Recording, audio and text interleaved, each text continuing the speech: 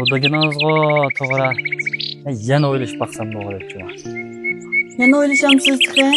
Bu gapni degili 3 oy oldi. Yana turibsiz muşda. Hech qanday o'zgarish yo'q. Taraqqiyotmi yo'q. Shu pastga turibsiz. Hamda men yana shu Alidan hamda. Endi bak o'zgarish olib ketgidek shu. Hamma o'ylashgan. Lekin shu ota-onamdan qolgan qo'ymish. Uylarni tash o'tib ketishga faqat ko'zim qiymay shu ko'nglim unimadi. Hamda men maskalarni kelmasman bu. Yani yaxshi o'ylashib anamnikin. U yana qiymig'idek nimasi bor, yana o'ylashqidek nimasi bor.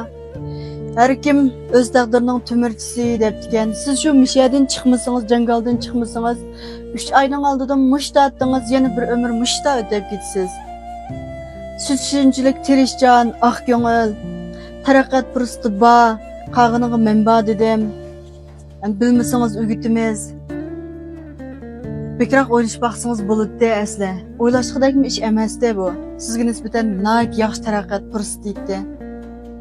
Bizning yezida cho'ng bo'lgan bolalarimiz bak shahar chiqib ketmaydi. Biz mu chisak taraqqiyotga yetish bo'lmaymi shu atogin yalidimmi quruq qolamanmiki, nima ish qilaman deb ko'zim qo'qitgan shahar chesam. Shunga mishadi qishaymiki degan.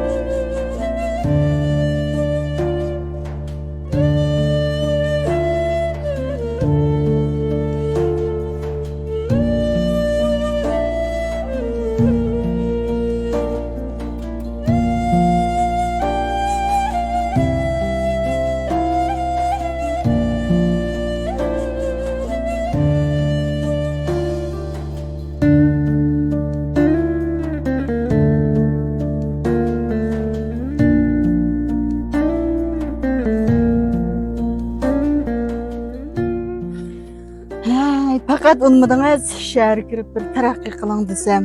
Qani bekroq o'ylashib beqing. Siz shunchalik tirishjon, oq ko'ngil, mushta chidamli yigit bo'lgandan keyin cho'qim taraqqiy qila oladingiz. Menimmo shunda chegim bor lekin shu bu bayam ko'rdingiz yaliga qo'ylar chidamaydi ekanman shu.